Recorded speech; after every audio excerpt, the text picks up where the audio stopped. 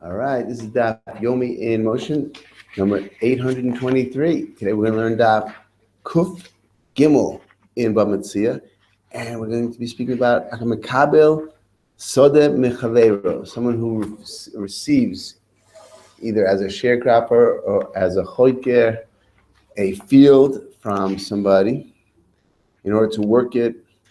Different ways that they wish to take on a field would be that they would take on as a sharecropper. The sharecropper would usually give the owner of the field more of the cut. The owner would usually the sharecropper would usually get either 2/3 or 3/4 of a field, and the owner of the field who's doing nothing except providing the field would get 1/3 or 1/4 of the field. Or a choker is somebody that when the person who owns the field gives his field over, makes a deal with the person that he will receive X amount of produce back, whether or not the field produces that amount or not. He has the worker, the farmer, has to pay that amount. So that could be an incentive for the one working the field to produce more, and then he will end up making more because he has a fixed amount that he has to give the owner of the field. Whereas a sharecropper, he anyway always gets one. He's also has an incentive to work harder because he always receives either 2/3 or 3/4. More begins on Kuf Beis Amid Beis. At the bottom line, we had just been speaking about what happens if a person rents out an apartment to somebody and they came to the end of the soicher, the renter claims that he paid, and the master claims he never received. Who do we believe in the case like that? And it's based on the shaila of does a person pay before the time? Because the ein l'schirus el b'soif. So does a person pay?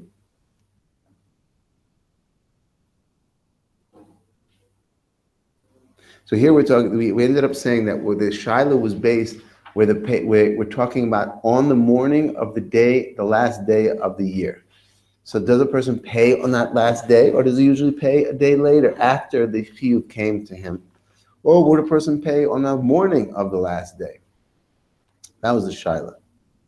The Gemara now says that we didn't have to ask the question because we had it mufurish in a brisa. Last line of the Gemara, Kuf Beis Amid Beis.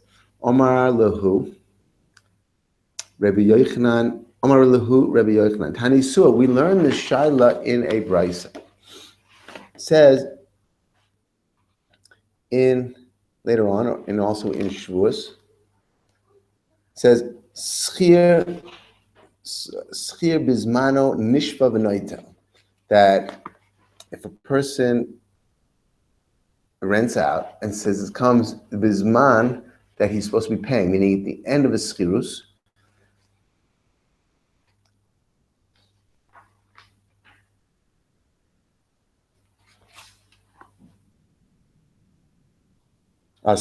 here we're talking about a worker who worked for somebody in a field, did work for them.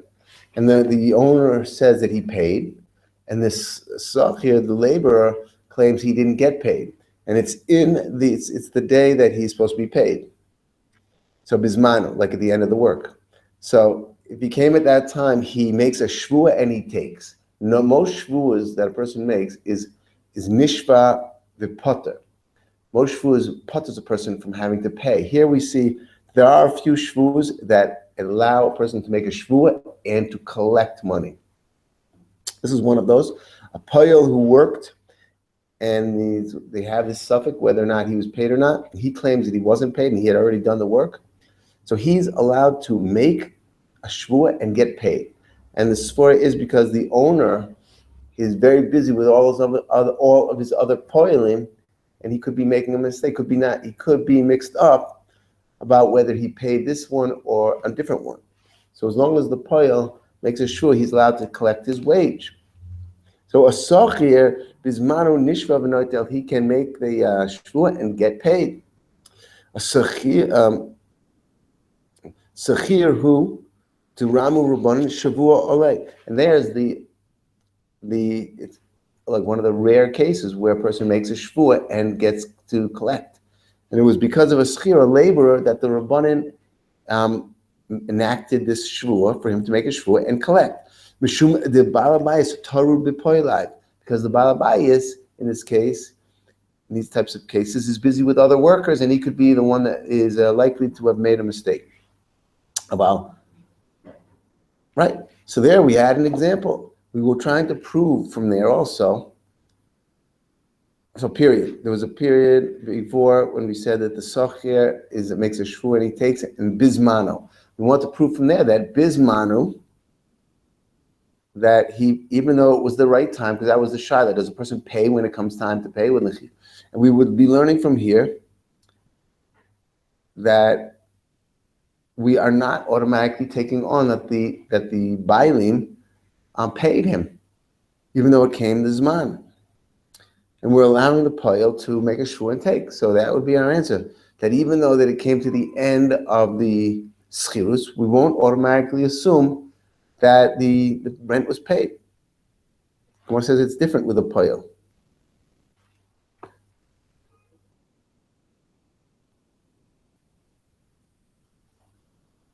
So we want to prove that a person is not ne'aman to say. From here we want to say person is not ne'aman. Gemara says, no, we can't prove from here.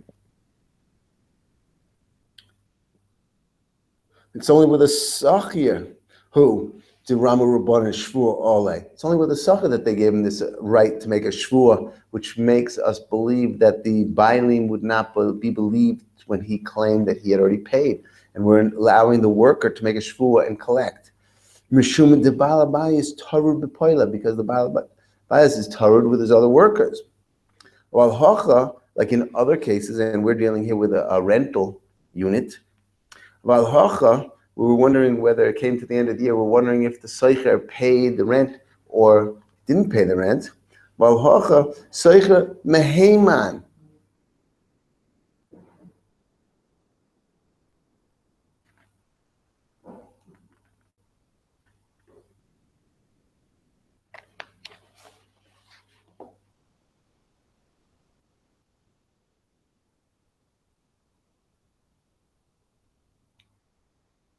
Right. So here we were allowing the one that was supposed to have paid would be the balabayas in the case of the worker, but we're allowing the worker to make the shvua and to collect.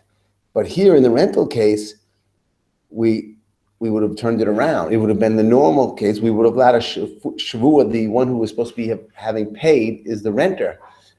Therefore, we can be mashma that it's only because the reason we're allowing the worker to pay, to make a shvua and to receive money, and not the way we usually work a shvua, is that the one who owes the money makes a shvua and he doesn't have to pay the money, is because it's likely that the owner made a mistake because he had many poilim to deal with.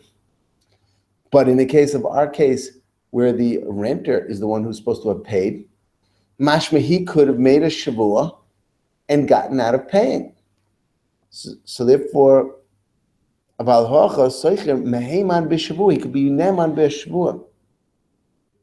Rashi says in the first narrow line, Aval ba'alma, in general, if it wasn't the case where we had a balabayas that was busy with other poilim, the person who had to pay would be able to make a shvua and be pater from having to pay.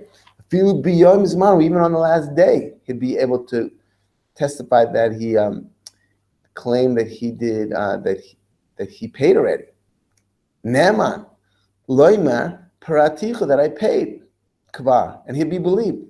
So that's what we want to say. We want to say that no, the soicher will be believed at the end of his year to claim that he paid.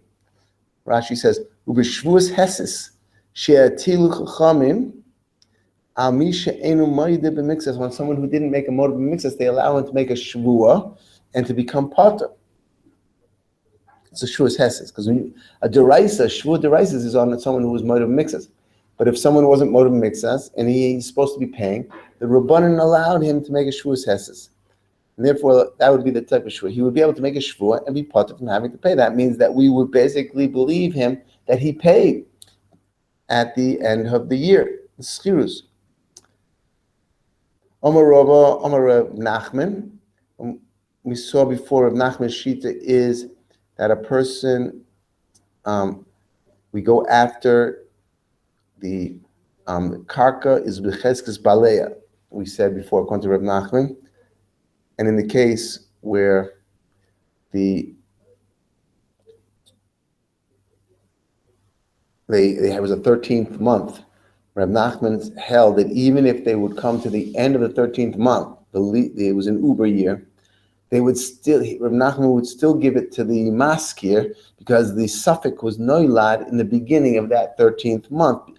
And in that time, if we say that that's when the suffix was noilad, we look at it was just the land belongs to who? Belongs to the Baal Akarka. And we would keep the land in his we would consider it in his possession at the beginning of the suffix, that even though that the Soicher already lived in the house, but we would say, when was the suffix come to Beis Din? When was it really? In the beginning of the 13th month, of whether or not the Soicher will have to pay for that 13th month or not. And at that time, we look at the karka. Karka, we would put it in the chezkas of the owner, and therefore we would say the soicher should either shouldn't have lived in it, or he should pay the owner. That's what we said Rav Nachman's shita was. Now we're bringing Rav Nachman again. Omar Rav Nachman, Haiman de Oigerle Beisa Lechabe, someone who rented a house to his friend, Le'eser Shnin, and he rented it for 10 years. Because of Le Shtar, and he wrote a shtar. Omar Le Nakitat Chameshnim. And then the maskir claims that the soicher had lived there for 5 years, and they wrote a shtar, but the shtar never had the beginning date in it. So we said over there, Meheman, the maskir will be believed when he claims this, that the soicher was there 5 years, and therefore he'll only have another 5 years to stay there. Omerle Rab Acha Medifti, the Ravina.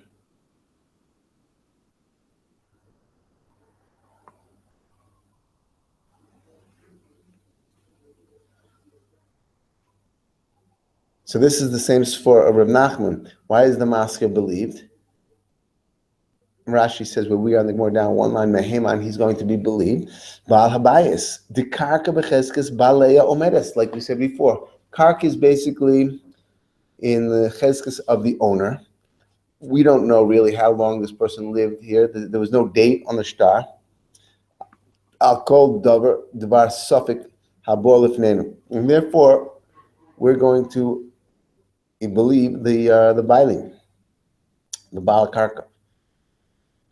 So Omar Rav Acha Medifti, the Ravina. Elamata, if we say like this, that we're going to believe in this case like this, Ma'ata, so then anytime a loan is given, Ma'ata uzpe me'uzuze b'shtar, if a person borrows or lends out 100 zuz and there's a shtar, there's no date on it, or maybe even if there is a date, Omarle Praticha, Palgan, and the loiva will claim that he paid half of the loan. So Hochinami Meheman, we seem to always be believing the person that is like in possession, and it's the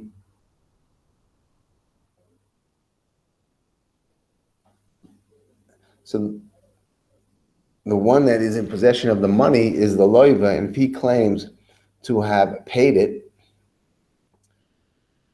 we're going to believe him because he's the one that is holding on to the money. Just like the Baal Karka was the one who had possession of the land. So Masper will believe him. If a person claims to have paid half, he'll be like the Baal Karka over there. It's the same as the Baal Karka coming and saying that you already lived there for 5 years, when the other person said, I only lived there for 3. So it's the same as if a person, a loiva, would say, I paid you half of the loan already. And since whoever's in possession, we would believe him, according to Rav Nachman. So Omerle Hachi Hashta, you can't compare those two cases. Omerle Hachi Hashta Hosam, meaning in the case of the star with the loan, the reason why we should not believe a person who would claim just to have paid half, because there was a star written on the loan, and if he had really paid half, it would have been written on the star that he paid half, or else they would have written a shoiver that goes together with the star claiming that half was paid. Also, a star l'govaina, the star that was written for the loan was for the purpose of collecting with kai, and when you have a star for collecting with, if it's paid, you write on it. So im isa diparye iboyle lemikteve agve. You should write on it that it was paid.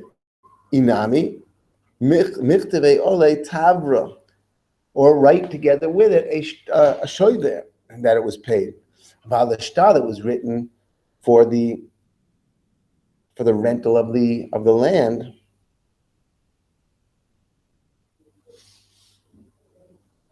The house, for the rental of the house. While what was the star written? Not for the purpose of collecting with it, because he just said, I rented the house to you for 10 years. That's not for collecting. That's for just to verify that the house wasn't sold to the renter, that the renter shouldn't claim that because he's going to be there for more than the years of chazakah, that he shouldn't claim that he bought it from the original owner and he lived there the years of chazakah. So the star proves that it was just given to him as rental. Omarle, had the kasibe lach shtara ki hechi delo ichzik alayich, that you shouldn't get a chazakah on the land and claim that you bought it and sat there the years of chazakah.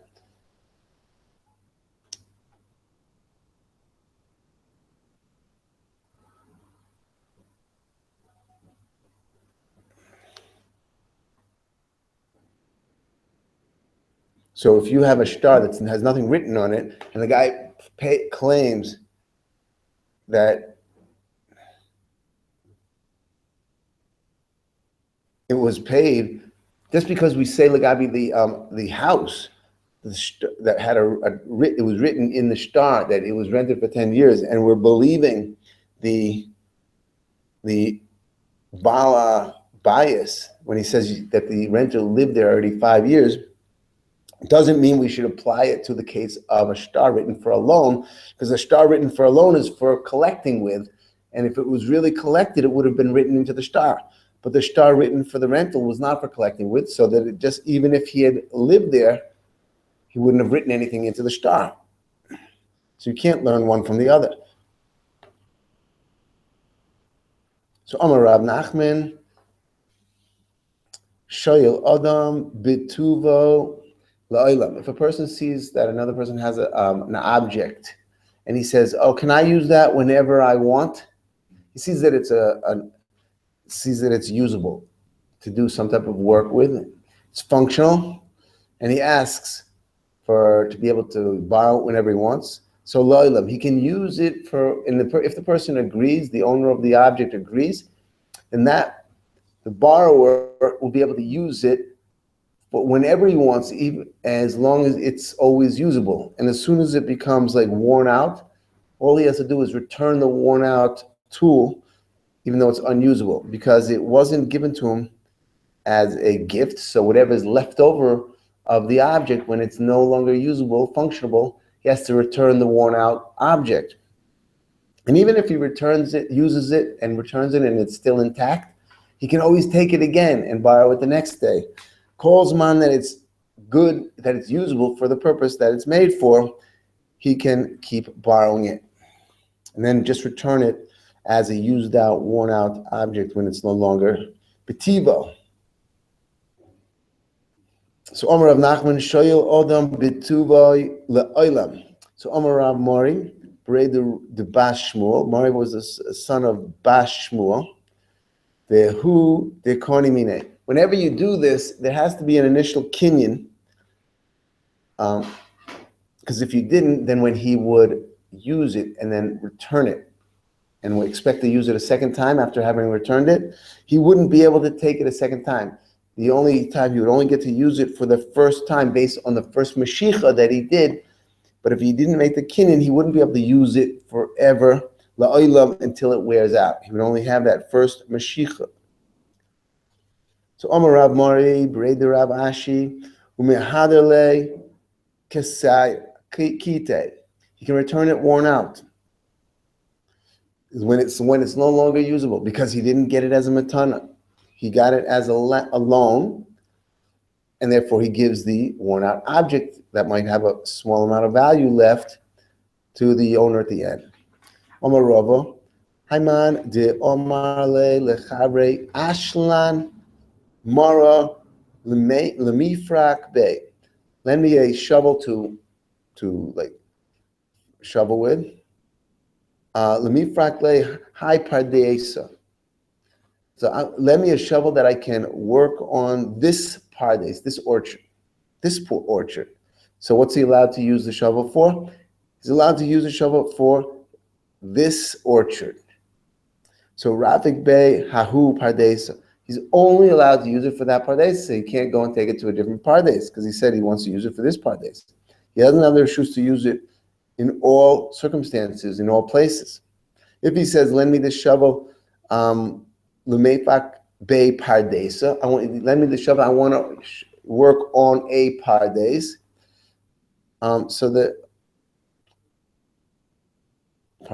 Rafik Bey Kol Pardesa de boy. He can work with the shovel on any pardes that he wants, but only on one pardes. He can't use on two pardes. He wants to work it with this shovel in a pardes. Doesn't matter which one, but it can only be one. But if you say, let me the shovel that I want to work on pardesai, I want to work in my pardesim, in my orchards, so Rafik v'ozil kol pardesai de eslay. He can use it. He can go and use it in all of his pardesim, even more than one. And then if he said it like that, he can give it back worn out if it would become no longer usable as a shovel to functionable. He would just be able to give back the broken shovel. Omar of Popo, Haimad Omar Lechabre Oshalin Hai Garguso. If a person asks, let me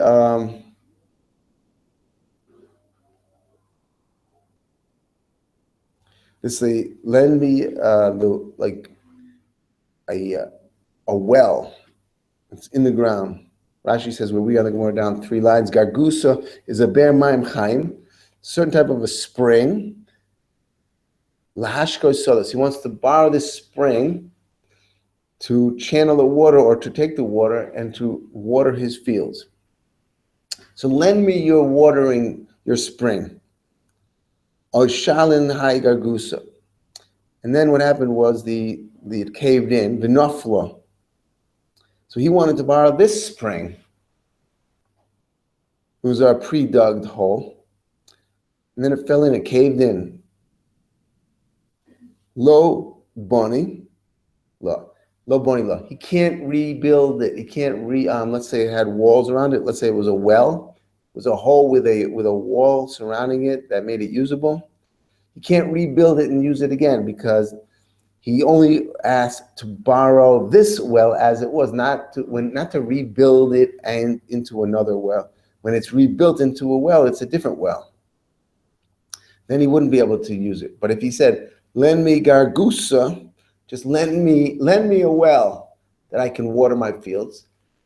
And then if it fell down, vinofel, if it collapsed, let's say the rocks around the well, he would have the reshus to build it again because he just said, lend me a well, and the owner agreed.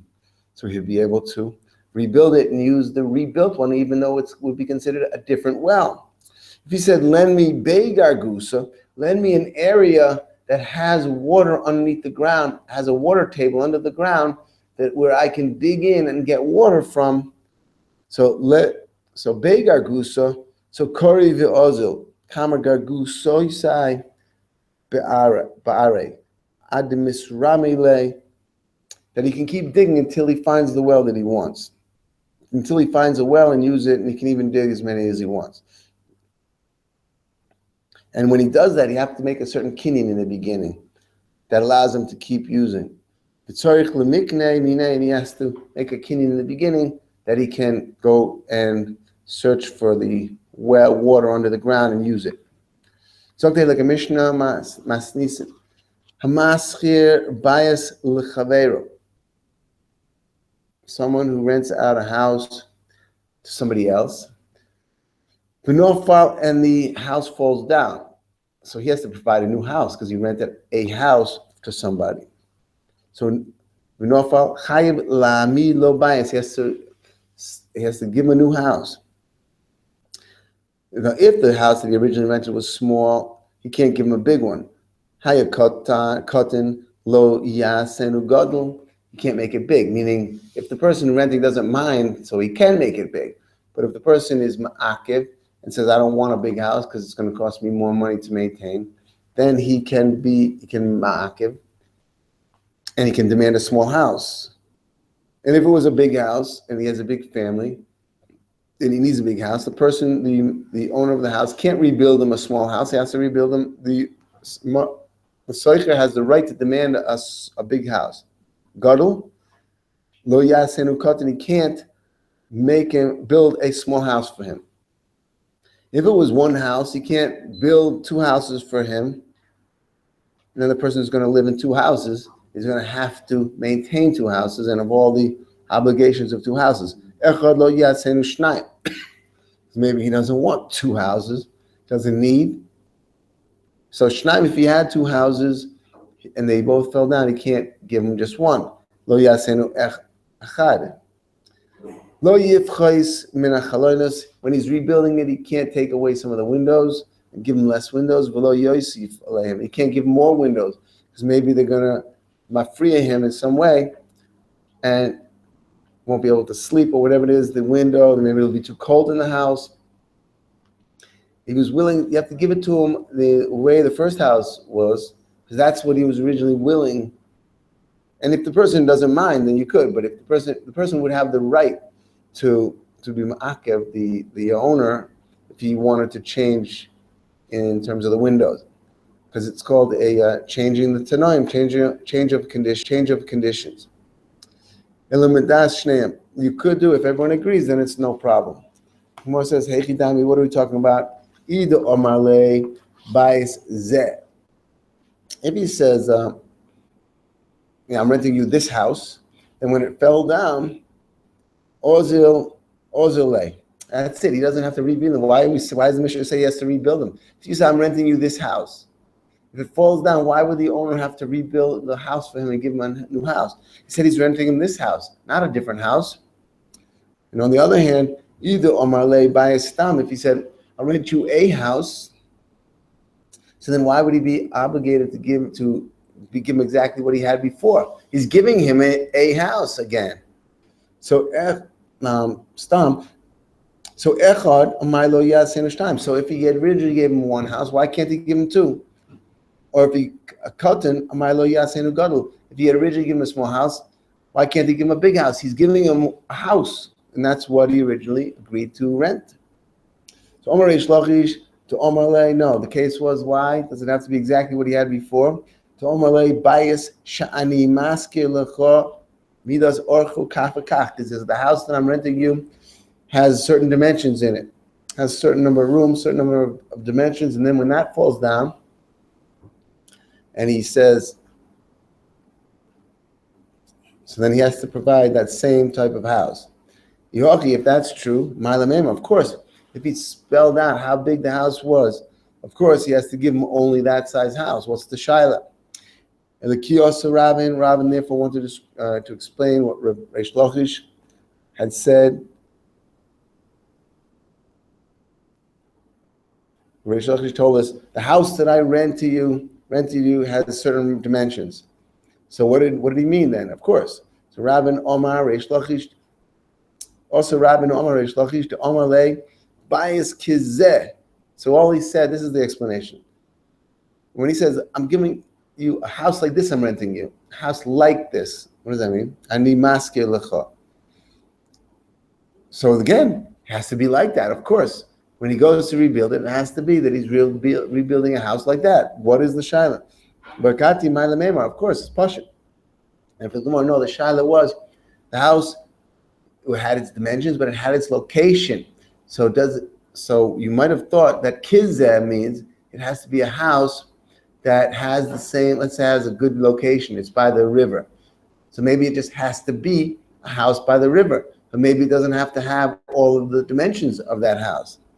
So the chiddush would be that we're hearing is that not only does it have to have the same good location, it has to have also the dimensions. Lo, tzricha, the kaya agudo dinar, it's at a certain good location by the river.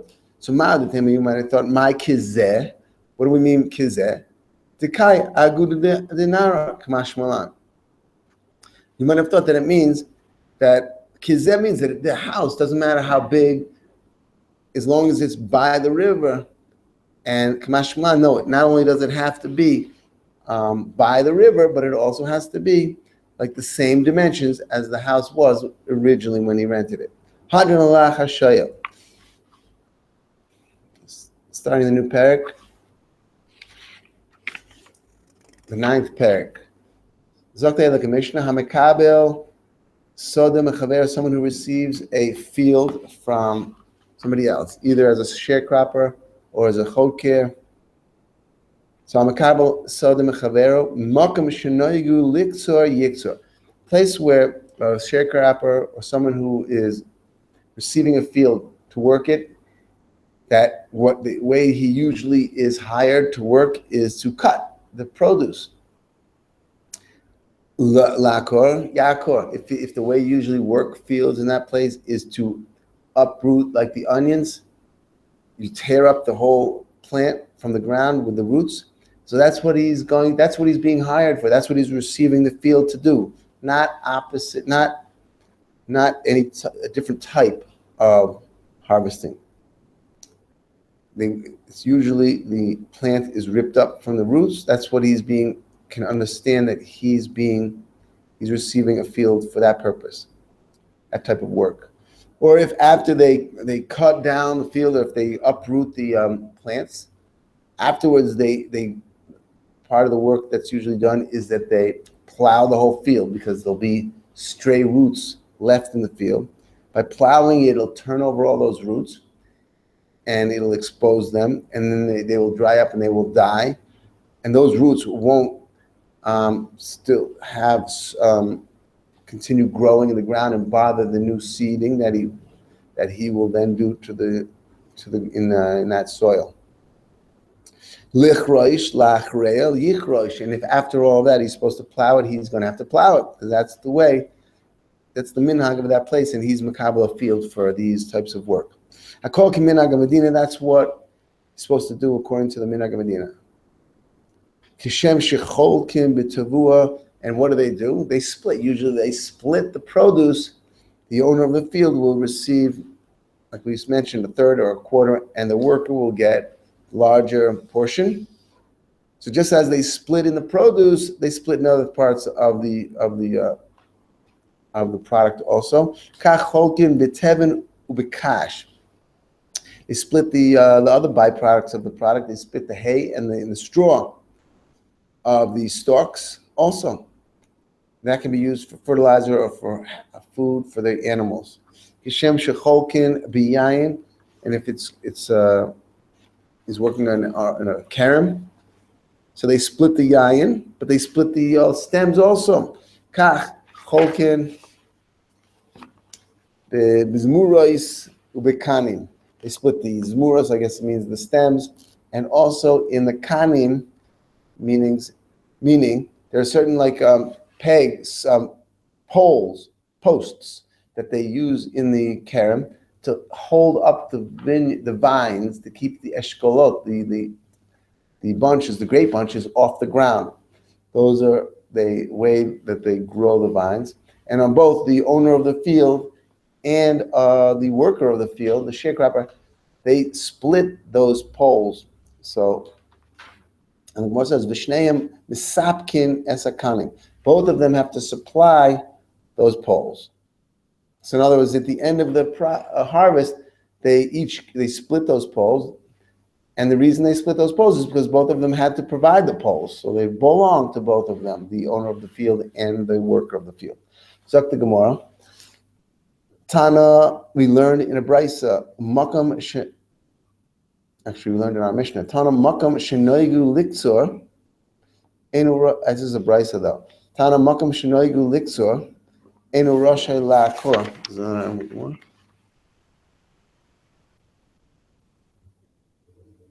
Right. Our Mishnah learns that the makam shenoigu liksor yiksor, la'akor yakor. But here's a brisa that explains it a little bit more in depth. It says the makam shinogu liksor enu rashay lakor.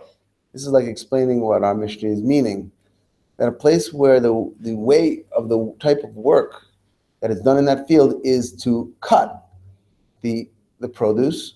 So you can't, if the worker or if the owner of the field wants it torn up, so the other person, if he doesn't want, he can be ma'akiv from tearing up, meaning that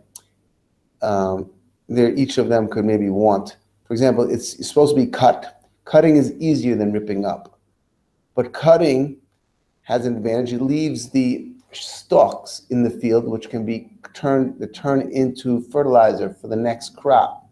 They rot into the field, and it fertilizes, it nourishes the soil, which could be good, meaning usually the owner of the field would want that.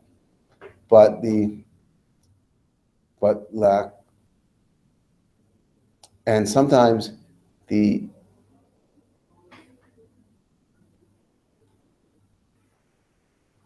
or maybe the sharecropper would want that because it helps for the next crop. Sometimes the owner of the field would want his field clean with not a lot of stalks left in the field, but it's more work. So the sharecropper can say, no, it's the minhag to just cut, to leave the stalks there. And so therefore, I'm not going to be oiker. So the more explains. La'akor, right. And if the minhag is to tear up, enu rasha liksor. If that's the minhag to tear up the stalks that the other person can't, so you cannot, nobody can force that it should be cut. For example, if it's to be uprooted and the worker doesn't want to uproot because it's more work, he just wants to cut, the owner of the field can say, no, you have to uproot.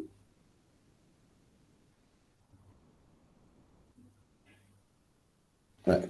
So b'shneim ma'akvin zelzeh. Each of them can be ma'akiv in these cases.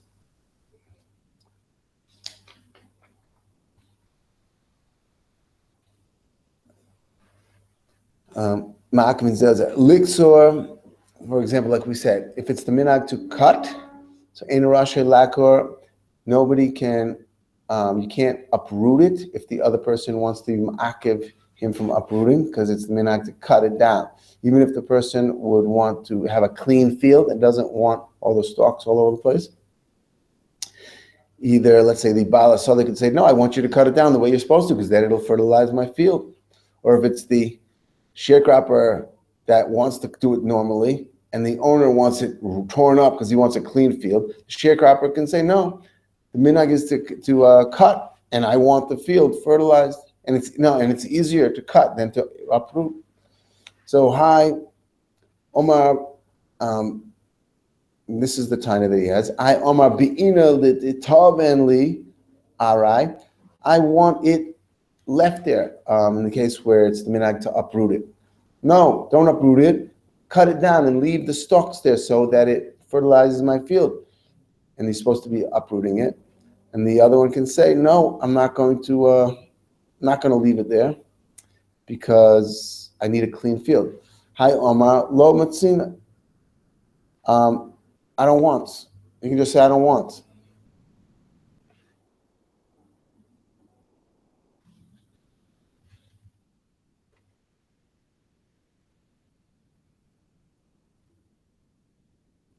I don't want. I don't want to. I don't. Let me see now.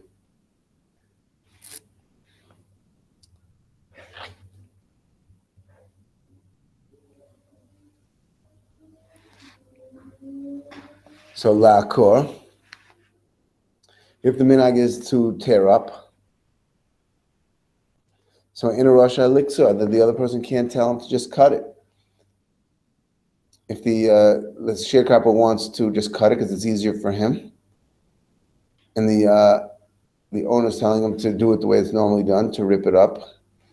So hayomar bi'inin shetinakir. So the sharecropper is saying, I want it. No, so the owner can just say, no, I rip it up, tear it up from the roots the way you're supposed to.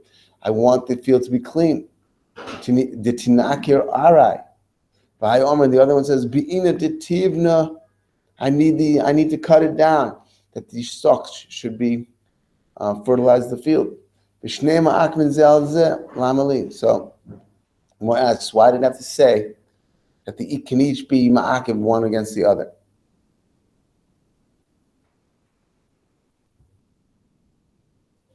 Rashi says, well, we are on the more down 3 lines.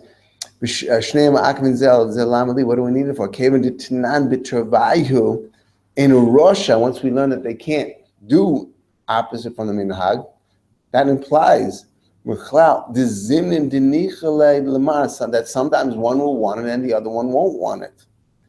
So it's basically saying the same thing, that they can each prevent the other one from doing the opposite of the minhag. Why do we need that lashon? It says, "Ma tam kamar." It's just coming to tell us that what is the reason why they can't do opposite from the minhag, and the reason is because each one can hold the other one back from doing opposite from the minhag.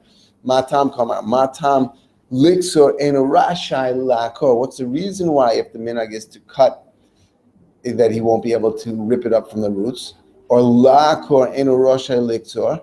Mishum dishnehem akmin zelzel, because they can hold each other back. They can prevent ayidei ataina, by way of a taina, each one from doing the not according to the minhag. The Mishnah then says lichroish achareya yichrosh. If after cutting it down or tearing it up, the minhag is that the work done to this field, it has to be plowed, and that gets rid of the bad roots from staying there. It dries them up and they don't have strength and kills them, and then he can put the new seeds down and they won't strangle the new seeds. So Gemara says, Pshit, if that's the minhag, what's supposed to be done, and that's what they have to do. Gemara says, no, lo tzricha, because basra de lo minach shei, because we're talking about a case where you're supposed to harvest it, you cut it, or you rip it up, and then you plow. But they don't weed. They don't weed the bad grass. They never just go around the field and take the bad grass out of the field. And this person did do that. So he felt that since he did that he doesn't have to plow. Because he did, basically the plowing was in order to get rid of the bad grass, the roots of the bad grass. And he went around before plowing and so pulled out the bad grass. So he felt he didn't need to plow. So Ma'udatema, you might have thought, Omar later, he could say, Hadin Nachishna. The reason I did that, I went around and pulled out the bad grass. Adaited love Karivna law, in order that I wouldn't have to plow. Kamashma, we don't let him do that. He has to plow, even if he if he didn't explain himself, if he had explained himself in the beginning and said he's going to pull out the bad grass in order not to plow, and if the other person was masking that, he could have done it. But if he didn't explain himself and he just did that in order to avoid plowing, so he can't, if the other person is not masking to that, he will have to plow also, because that's the minhag of how the work has to be done. Hakol k'minhag Medina, we said, and when we say hakol, that has to be coming to add something. What is it coming to add? Hakol lasuyema, what is it coming to add that wasn't mentioned in the Mishnah? And for the Gemara, lasuye ha, Titana Rabbanan, this that we learned in a brisa. Makam shenoigu lahaskir ilanois al gabi karka maskirin. Makom she'ein noigu lahaskir ein maskirin. So that's what it's coming to include. When you rent out a field, a regular, it's called a stay lavan for growing wheat in or growing barley, these standing stalks, and it's each person gets their certain percentage from the produce, from the product. If there are trees that produce fruit right in the same land that's being given over to the sharecropper, the trees don't require really any maintenance except for picking the fruit off of the tree.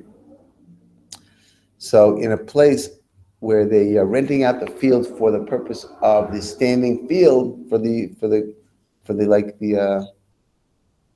grain that's growing there, if it's the makom that they are also, when they rented that field for that, they also rent the trees to be picked, and the same conditions, the same percentages that will go to the sharecropper and go to the owner with the grain. Also, they'll divide the payrows of the trees with the same percentages. So then, in makom that they do it like that, then they will do it.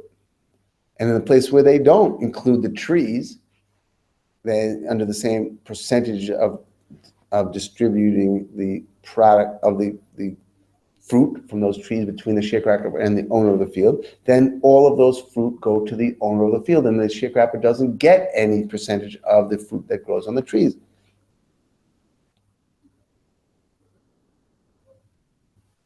So that's what it means, a call Kimin Haga So the Gemara explains, Ein maskirin, she'ein noyegu lahaskir, ein maskir. When they're not noyeg to maskir together with the field, the trees, then the sharecropper gets none of the payros that grew on the field, and the owner of the karka gets all of the fruit that grew on the trees.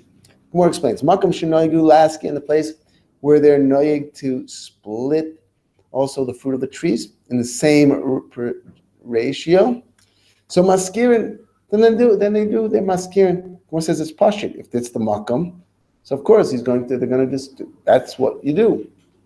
Pshita, no. One says no. We needed to tell you that. Lo tzricha the kuli alma, because we're dealing in a place that what everyone normally does is yove betilsa.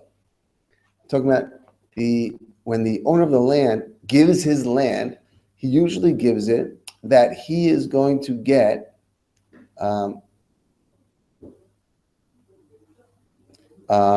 what the owner of the land will get 1/3, and the sharecropper will get 2/3. And he went and said that he himself will only take 1/4 of the produce from the field.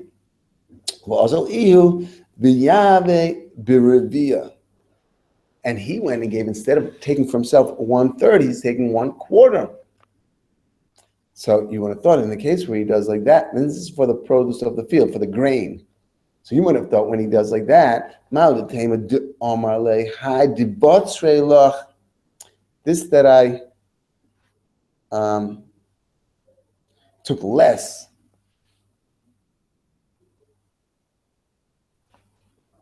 No, it's the, who's speaking here?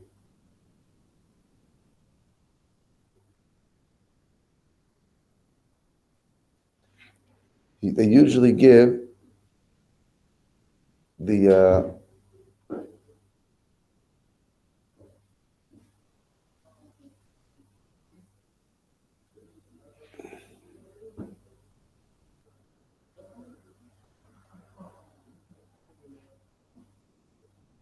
right. This that I'm taking less from you, because I'm only going to take 1/4. It's because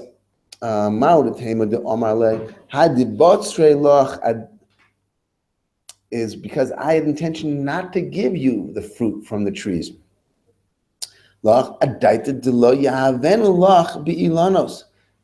that's why I'm taking less, because I'm not going to give you anything from the trees, even though it's the minhag in our place to give you from the trees. But I took less from the field because I'm taking everything from the trees. Kamash Malan, that it won't work. In order for him to do like that, it had to be explained in the beginning what he was doing. and the other person had to be maskim. And if he's not maskim, he's going to also be able to get from the trees, even if the person who owned the field, took only a quarter from the produce, was masking in the beginning to take a quarter. But if he didn't explain why he was taking the quarter in the beginning and have the other person masking, if that's the minhag to divide the fruit from the trees, the sharecropper will still get to divide the fruit from the trees, and the balakarka will still only get the lesser amount from the produce, from the grain that he was originally masking to take. It says, "Makom shenoigu shelo la'askir," where a place where they don't usually rent, also rent and distribute between the sharecropper and the owner of the field the fruit. So aim askirin, then it stays by the owner of the karka, and none of the fruit of the trees goes to the sharecropper. So that's pasha pshita. It's the makam where they're not noyeg to maskir the fruit of the trees. One says, no, we have to tell you that, because what did he do? He pshita lo tzricha the kuli ama mikable the rivasa, because everyone, the sharecropper, usually takes a field when the owner of the field will only take a quarter of the produce from the grain. Also, and he went and was willingly accepted the field, betilsa, giving the owner of the field a third instead of a quarter. So at the end, when they go to divide, so ma'adatema omalei hai to tofai loch. This that I gave you more from the grain was because I'm intending, it's a place where we don't usually split the pairs of the trees. I'm intending to take a percentage from the pairs of the trees. That's why I gave you more of the grain. The tofai loch adaited dihavasli bilados, that you're going to give me a percentage from the trees, and it's a makam where they're not knowing to divide the fruit of the trees. So kamashma di boile lefrushele should have been explained in the beginning, and it will end up that he will not get from the trees, because the minhag is not to split the fruit of the trees unless they had been asking to it in the beginning. And this that he gave the owner of the field more from the field, he's going to lose out. The owner of the field will get that more. And at the same time, the fruit will not be divided, none of the fruit will be given to the sharecropper. And then the Mishnah said, Kishem shecholkin b'tavua kach cholkin b'teven v'kash. We said that the grain of the field is divided between the owner of the field and the sharecropper, so we say so too is the byproducts of the field, the standing stalks, the hay and the straw. So Amar Rav Yosef, Bibavo Noigo, Delo Yave Tibna Arisa. The minhag in bubble is that you don't give like the straw, the hay, to the aris, to the sharecropper. What do we care? Lamai nafkamina. What's the nafkamina? Whether we give him the hay or not. Tihi ika inish. Nafkamina is that if you see people giving the hay to the sharecropper, that they didn't have to. They're giving it from their own goodwill.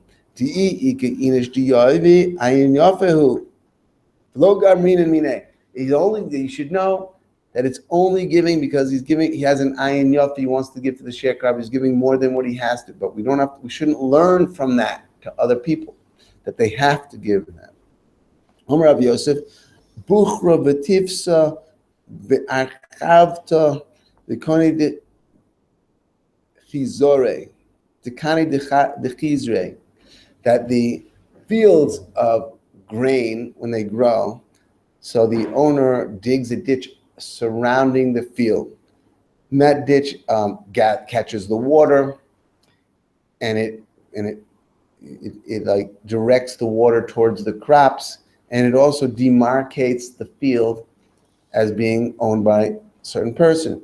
And as that ditch, and when they dig the ditch, they take the dirt from the ditch and they pile it around the border of the field and makes like a border. And as that border gets trampled on and gets worn down, it's not even noticeable anymore. They dig the ditch deeper and they take new dirt and they put it on top of that mound for the border, and that so that you can see the border still, and the ditch gets deeper. And then as that gets trampled, they take it and do it again. So that's the first digging, and the first border is called buchra. Second time they do it, it's called tifsa. Third time they do it, it's called arkavta. And that's what they do. And all that dirt is owned by somebody. So either, right, because this field is being worked by a sharecropper, but it's owned by a owner of the field. So all of that dirt is the property of the owner of the field. And the sharecropper can't just take that dirt and use it for what he wants. And also the koni de chizre, that means the sticks, the posts that surround the field, and then they weave boards, or they weave thorns in between these poles, and these poles, that'll make a fence surrounding the field. There's barbed wire. They'll put barbed wire, weave barbed wire through the posts. Whatever it is, it'll surround the field. So these posts, not what you weave between them, belong to the owner of the field, but what you weave between them belongs to the sharecropper, because the posts themselves demarcate the field. Those are like the necessities of a field. They protect the field. Without that, the field doesn't have the basic protection that it needs. And any more that the sharecropper would put up by weaving like between the posts, that's for his own benefit. It makes life easier for him. It makes his work easier, because it's just easier to guard the field, because it's the job of the sharecropper to guard their field. It just makes he doesn't have to a rosh shaket. He doesn't have to worry so much. Completely guarded, because he put weaved boards between the poles. But that's more than the minimum, and that's to make the life of the sharecropper easier. So that's on the sharecropper. One says the balabayas. So all of those four things belongs to the balabayas, the mounds, and the initial poles.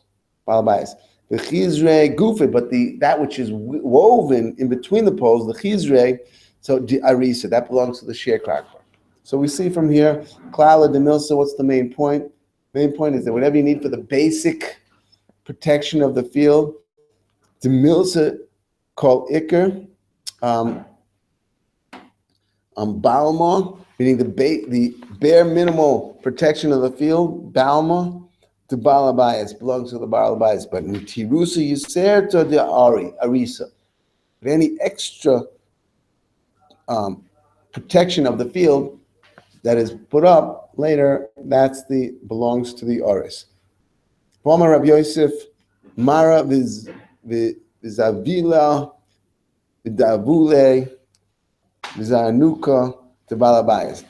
These are tools that belong to the balabayas.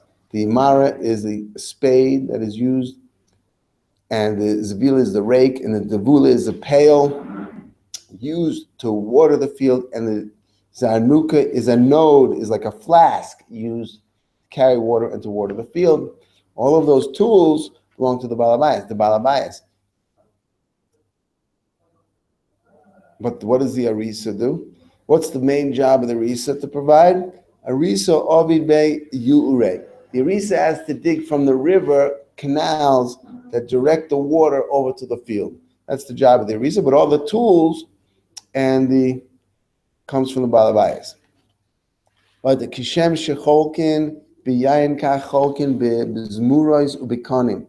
The wine is the main product of the karim that gets split between the owner of the field and the oris. But so too they split the stems and the konim, like we said before, that the posts that hold up the vines that keep the eshkolot off the ground, so that they don't rot on the ground. They grow in the air, and they hang down. It says, what are the konim? Konim ma'avadita sayu. What are they doing with konim? So omrei, the Bei Rebbe Yonai, konim hamuchlokim. They're cleaned. They're like shaven posts that are cleaned off. The bark is cleaned off, and they're made as posts. Shebehen ma'amidin es gefanim. They put the gefanim on these posts. V'shneim misapkin and sakonim. Both the Aris and the Balabayas provide these posts. So lamali. What do we have to know that they both provide these posts? Lamali. Matam kama. It's come to teach us the reason of why. What is the reason why they split the posts? The reason why they split them amongst themselves is because they both provided them. Come on. Matam shneim cholkin bikanim mishum shneim misapkin esakanim, because they both provided them. And that's how a field is worked between a sharecropper and a balabais. And we'll stop here.